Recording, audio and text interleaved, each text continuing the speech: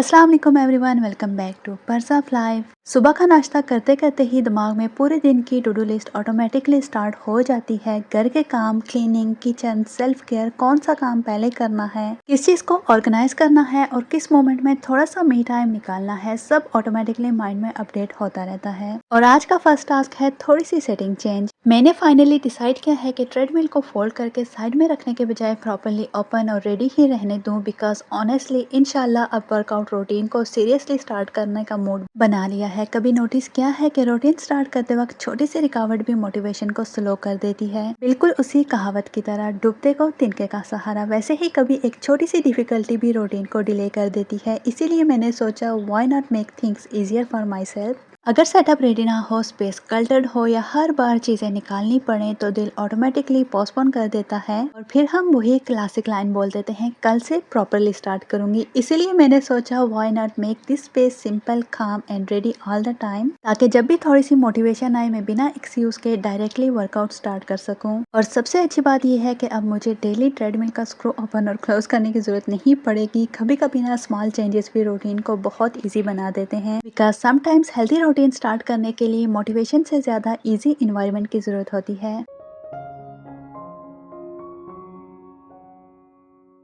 Honestly सिर्फ थोड़ी सी setting change करने से ये कॉर्नर कितना ऑर्गेनाइज और ओपन लगने लगा है। अब ट्रेडमिल, बेंच और डंबल्स अब प्रॉपर प्लेस पर आ गए हैं और जब घर का एक कॉर्नर सेट करते हैं तो ऑटोमेटिकली बाकी स्पेस भी ऑर्गेनाइज फील होने लगती है। सेटिंग करते हुए मुझे कुछ एक्स्ट्रा चीजें भी मिल गई जो ऑनेस्टली अब यूज में नहीं आ रही थी, तो मैंने सोचा इन्हें प्रॉपरली बैग्स में पैक करके चैरिटी बॉक्स में रख दूं। अच्छा, यूए की एक बात मुझे बहुत अच्छी लगती है, यहाँ ऑलमोस्ट हर एरिया में चैरिटी डोनेशन बॉक्सेस होते हैं जहाँ लोग अपने एक्स्ट्रा क्लॉथ, शूज या यूजफुल घर की चीजें डोनेट कर देते हैं ताकि जिस किसी को भी जरूरत हो वो इजीली यूज कर सके। और ऑनेस्टली डिक्लटरिंग का बेस्ट पार्ट सिर्फ एक्स्ट्रा चीजें रिमूव करना नहीं होता, बल्कि ये फीलिंग होती है कि शायद अपनी अनयूज चीजें किसी और के काम आ जाएं।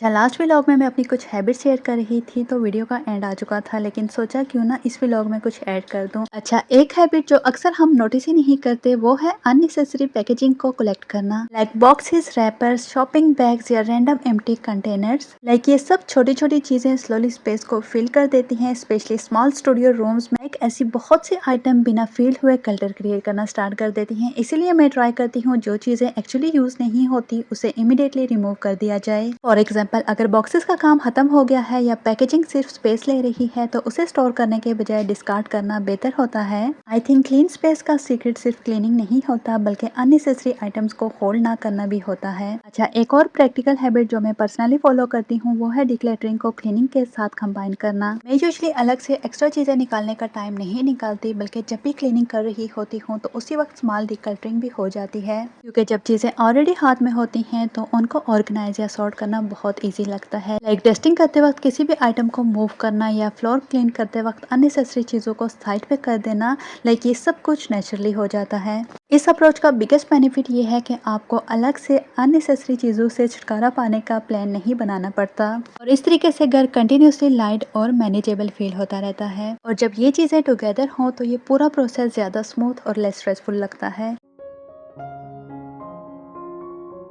एनीवेज, अब मैं आ गई हूँ किचन में। आज मुझे लंच के लिए बनाना है सिंपल सा कंफर्ट फूड, चने की दाल और चावल। कुकिंग स्टार्ट करने से पहले मैंने क्विकली किचन काउंटर को थोड़ा सा टाइडी अप कर लिया। दाल को मैंने स्लो कुकिंग के लिए रख दिया है ताकि आराम से अच्छे से कुक हो जाए। अब राइस कुकर में चावल रेडी कर रही हूँ। बस राइस में ऐड किया थोड़ा सा ऑयल, सॉल्ट, वाटर और cook mode on. Seriously rice cooker life को इतना ही इजी बना देता है। और साथ ही मुझे बनाना है सैलेड। मैं ऐड कर रही हूँ क्यूकम्बर्स, टोमेटोज और ऑनियंस। ऑनियंस को मैंने पहले ही सॉल्ट लगा के वॉश कर लिया है, इससे उनका टेस्ट बहुत ही फ्रेश और माइल्ड लगता है। अच्छा, टोमेटोज और क्यूकम्बर्स को भी मैंने स्लाइसिस में ही कट कर लिया। अच्छा, ऑनेस्टली घर का सिंपल सा देसी खाना भी कभी कभी सबसे ज्यादा सेटिस्फाइंग लगता है।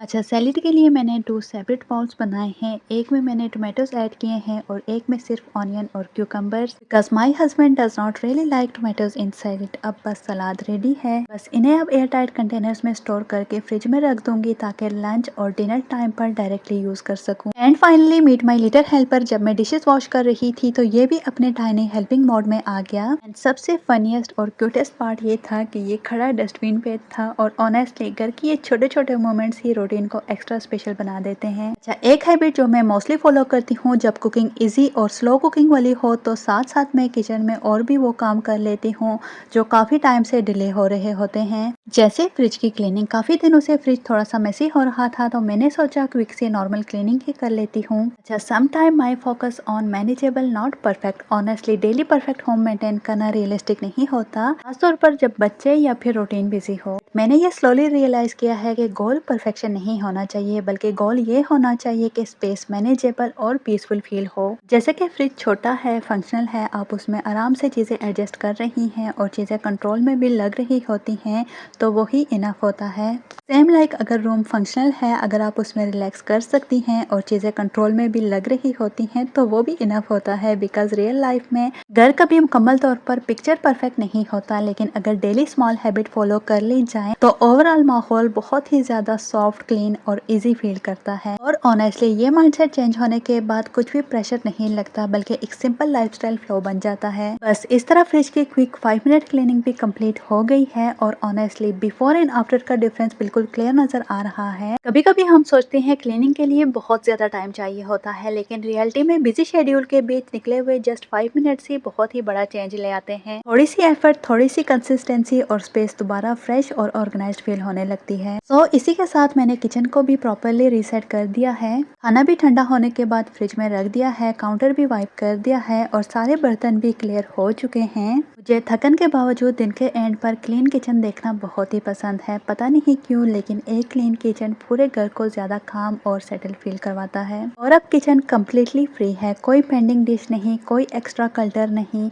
बस एक क्लीन स्पेस और वो सुकून जो काम कंप्लीट होने के बाद महसूस होता है।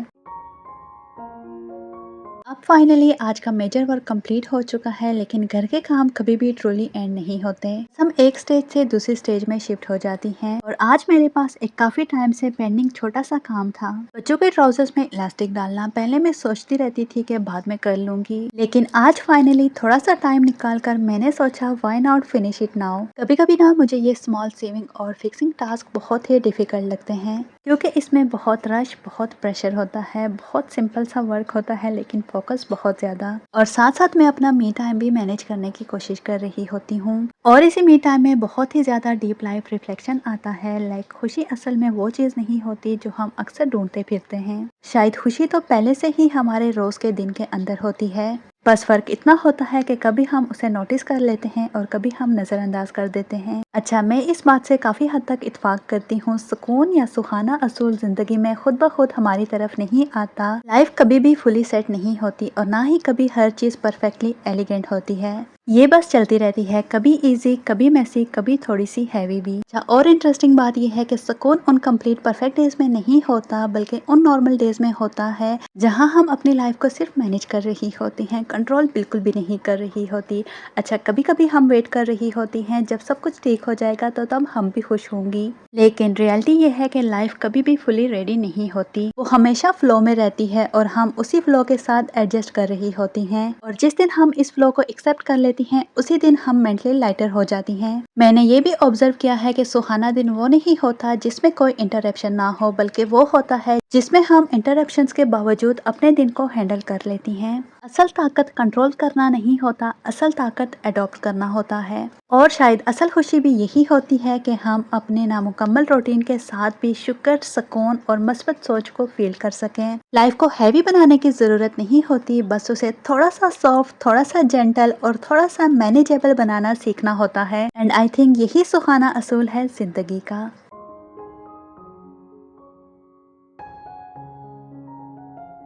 अच्छा, इतनी सारी डीप थॉट्स आपसे शेयर करते करते मेरा एक और पेंडिंग काम भी कंप्लीट हो गया और अब बारी है एक और छोटे से टास्क की। अच्छा, ये कुछ क्वेश्चंस हैं जिन्हें मुझे थोड़ा सा स्टिच करना है। मोस्टली ये कार में यूज होने वाले क्वेश्चंस हैं और काफी टाइम से रिपेयर का वेट कर रहे थे। अच्छा, कभी कभी ऐसे छोटे छोटे काम इतने सिंपल होते हैं कि हम उन्हें डिफिकल्ट समझकर पोस्टपोन कर देते हैं, लेकिन जब स्टार्ट करते हैं तो सिर्फ कुछ मिनट्स में कंप्लीट भी हो जाते हैं। तो इनके लिए भी मैंने सोचा why not finish them today as well. बस सुई और धागे की हेल्प से सिंपल से स्टिचिंग की, कोई फैंसी स्टिचिंग नहीं, जस्ट क्विक रिपेयर। और फिर ये कुशन्स वापस अपनी ओरिजिनल प्लेस यानी कि कार में चले जाएंगे। सच कहूँ तो मुझे ऐसे पेंडिंग टास्क कंप्लीट करना बहुत ही सेटिस्फाइंग लगता है, क्योंकि ये छोटी सी चीजें भी क्वाइटली हमारी टू डू लिस्ट में स्पेस ले रही होती हैं और जब कंप्लीट हो जाएं तो घर बहुत ही हल्का फील होता है।